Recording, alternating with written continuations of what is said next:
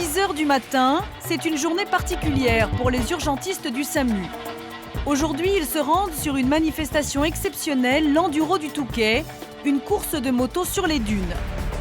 Une compétition qui fait de nombreuses victimes tous les ans.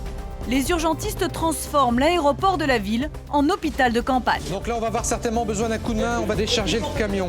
Le coin suture se fera juste ici. L'équipe a quelques heures à peine pour créer un service d'urgence. 19 tonnes de matériel médical, 50 infirmiers et médecins, bientôt prêts à prendre en charge les premiers blessés. Là, on installe ce qu'on appelle les UA, les urgences absolues. Tous les patients les plus graves à installer, on les prend en charge ici.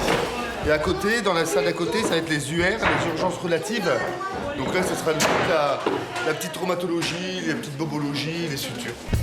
Il est midi, le dispositif est opérationnel. La course commence dans moins d'1 heure, à peine le temps d'avaler un sandwich. La friterie Momo.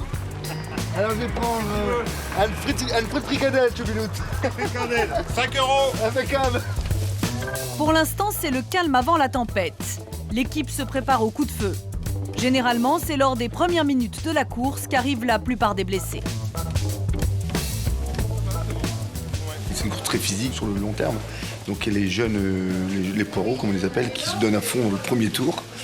Et des moments où ils ne maîtrisent pas toujours bien, où il y a quand même pas mal de dégâts et de casses. Donc dans les premiers tours de course, on récupère quand même pas mal de blessés plus ou moins légers.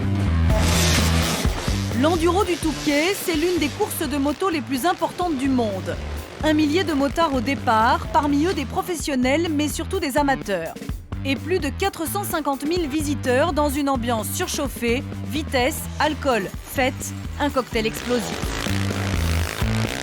Alors cette année, une équipe d'urgentistes se rend au pied de la course pour être au plus près d'éventuelles victimes.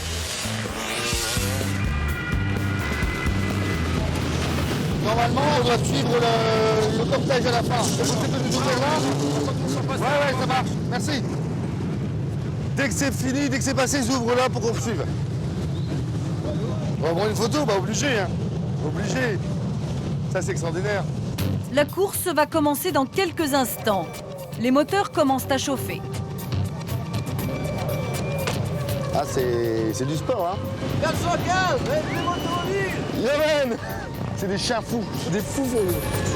Jérôme et son équipe arrivent sur place. Le départ vient d'être donné. Les concurrents sont partis pour 3 heures de course à plus de 100 km/h.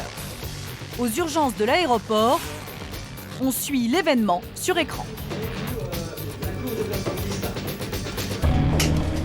La course est commencée depuis 20 minutes. C'est l'heure des premiers accidents, spectateurs, pilotes. Les premiers blessés arrivent. C'est un enfant qui était percuté par une moto. Est-ce que ça va? Parmi eux, un jeune enfant de 5 ans qui assistait à la course. Tu m'entends? Est-ce que tu m'entends? Dis, comment tu t'appelles? Comment tu t'appelles? Monsieur, vous êtes le papa? Vous pouvez venir de mes deux? Il parle un peu, oui. Essayez de lui parler un peu pour voir. Si... Voilà. Ça va? Hein? Et quoi? Oui. Pas plus fort. Pas plus fort.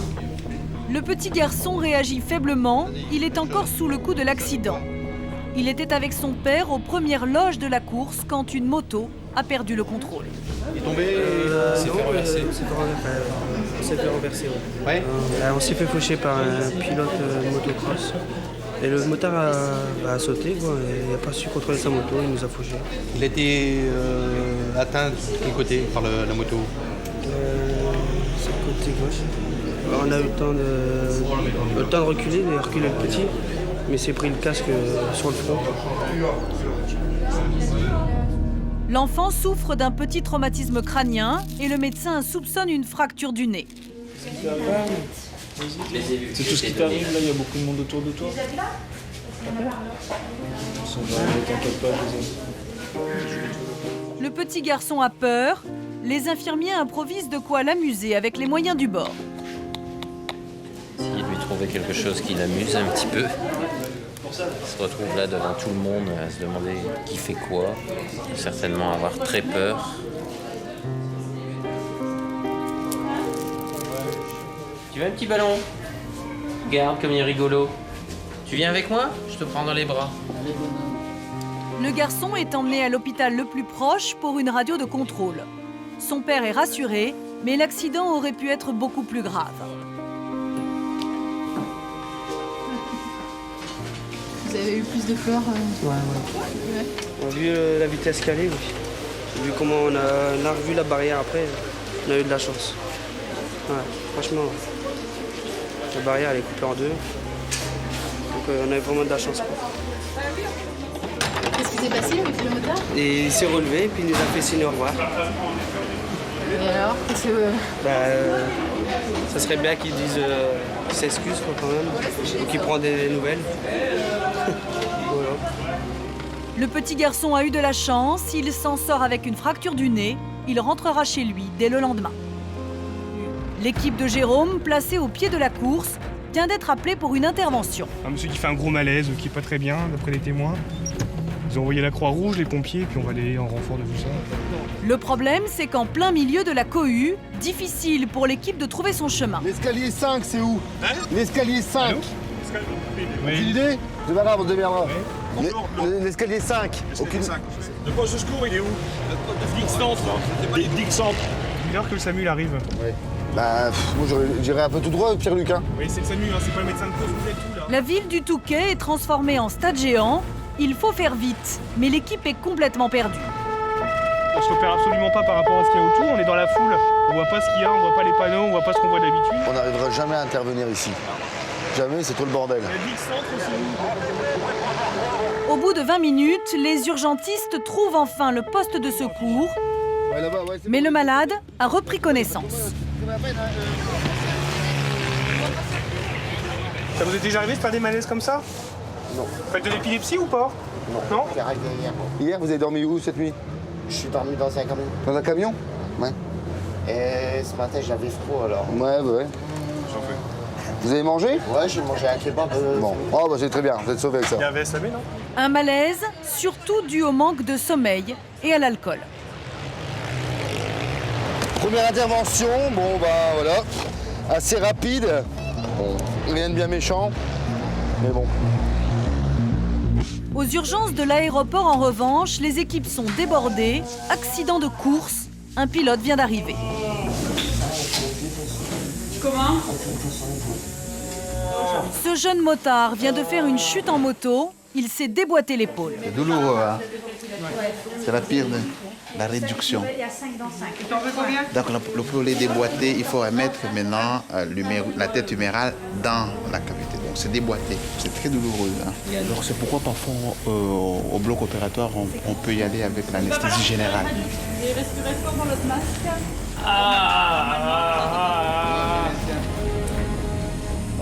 Respirez fort. Mais ici, impossible d'endormir le patient. Il va falloir lui remettre l'épaule en place tout de suite et sans anesthésie.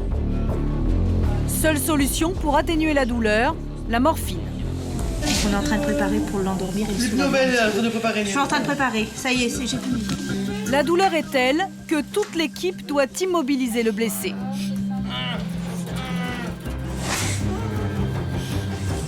Première tentative, la manipulation est difficile et douloureuse.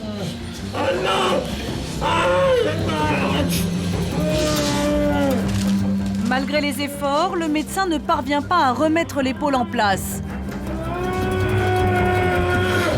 C'est la musculature du motard qui pose problème. La musculation, la douleur peut faire que le muscle est très contracté. Et quand il se contracte, il ne faut pas y aller brutalement parce que vous pouvez casser. La douleur est telle que le patient s'agite. Malgré le gaz hilarant pour le détendre, il faut augmenter la morphine. On va vous refaire de la morphine pour vous soulager. Respirez bien calmement, là. Deuxième tentative.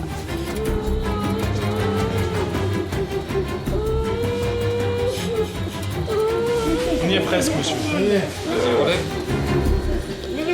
Ah, ça y est, c'est bon. Ça y est, monsieur. Ça y est, c'est remis en place. Il ne faut plus le bouger maintenant, votre bras. C'est bien, vous avez été courageux. C'est fini la course? Oui. Oh merde, il s'est retourné. J'y vais. L'épaule est remise. Sous l'effet du gaz hilarant, le motard divague. Vous affolez pas, vous allez dire plein de bêtises maintenant. Vous allez peut-être même vous marrer. C'est à cause du médicament. J'y vais. Vous êtes le vainqueur, là. D'accord. Le blessé est tout de même amené à l'hôpital pour une radio de contrôle. Vous êtes déjà monté en hélicoptère? Non. Eh ben, c'est votre baptême. Elle est à l'hôpital en hélicoptère. Le jeune homme sortira dès le lendemain. Il lui faudra plusieurs semaines pour que son épaule soit complètement remise. 18h, la course est terminée. Aux urgences, les derniers blessés sont évacués. La journée se termine pour les hommes du SAMU. Et ce soir, on rend l'aéroport intact, qu'il soit opérationnel pour cette nuit. Ça fait des grandes journées. Assez épuisantes. Mais c'est bien, c'est une fois par an, donc c'est sympa. Bilan de la journée, 18 blessés, dont 7 concurrents. L'année prochaine, Jérôme et ses collègues reviendront.